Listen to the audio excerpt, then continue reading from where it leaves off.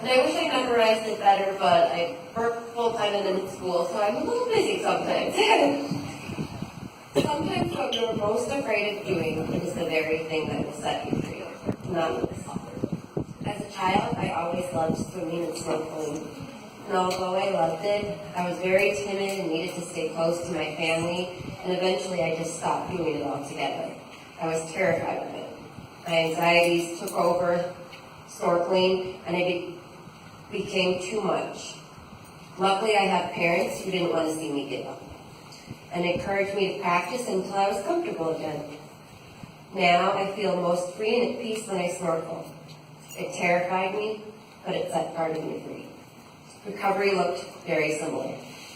It felt like the scariest thing I could do, but I pushed through it, and it was the very thing that set me free. I won't go into details of my story. I will fill you in on some general things, and I hope that you will be able to see part of yourself somewhere in it. My eating disorder began as a way to fill a void, meet a need, and at first it was helpful for one thing, and then at some point it seemed like it could fix all my problems. It took control over every aspect of my life: school, friends, family, work, and so forth.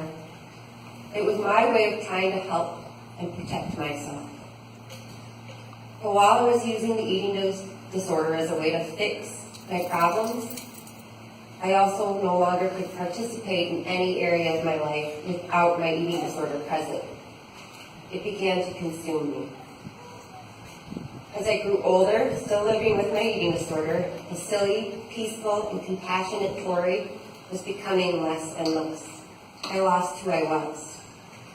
For years, my life was just me surviving. I saw no future without my eating disorder. In fact, I couldn't even imagine a future in general. All my stories revolved around my eating disorder, my past, present, and even my future stories. The eating disorder took away my ability to see anything else for myself. So might ask, how or when did my story change? I truly can't pinpoint one thing. It was around the time that I met the man who I ended up marrying. I'm sure that did give me some extra strength and extra motivation, but it wasn't just that. What it really came down to was me making a choice. Another round of day program treatment was coming up. I finally just said, I know this path. I can see where it leads, and I'm ready to try something else. It didn't mean I had failed before, or that I wasn't ready before. It's not as simple as that. Maybe I just found a bit more strength this time, or had learned enough to push me forward from my previous attempts.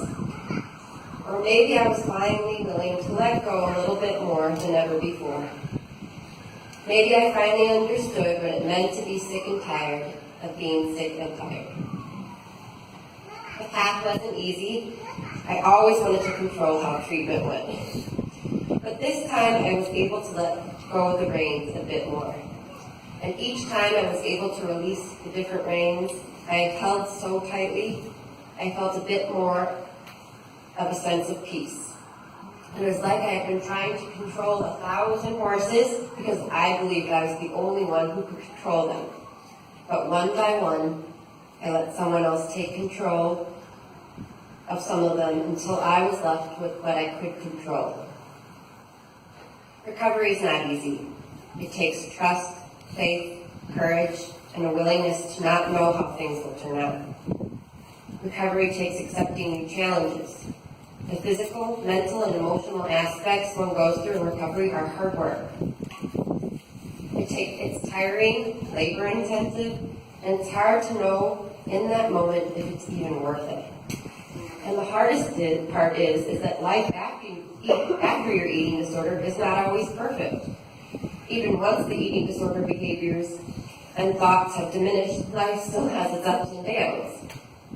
And while I express how hard recovery can be, and even that life after isn't all sunshine and rainbows, I cannot express enough how it has been all so worth it. I've been able to open my eyes to the beauty in life, I let myself become awestruck in nature, see the beauty in wrinkle lines and imperfections. I notice those small moments that happen constantly around me of people living out their lives and letting them be truly inspiring.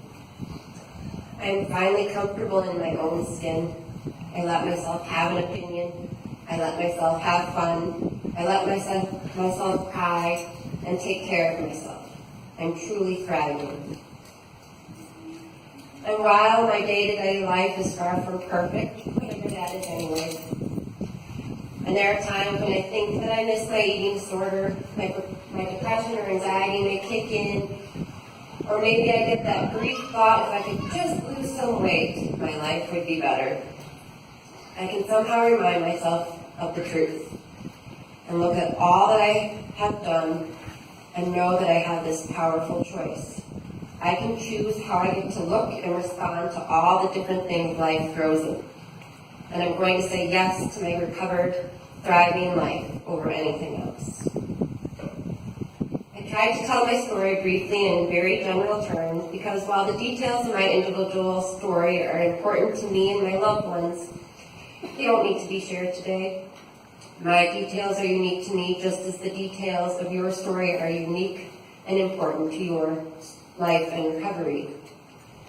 And while each eating disorder looks different and may be different in our genders, races, sexuality, socioeconomic status, religion, or sizes, we can all acknowledge the fact that eating disorders impact your whole life. And while everyone's struggles are unique, know that no matter where you are in your journey, recovery is possible.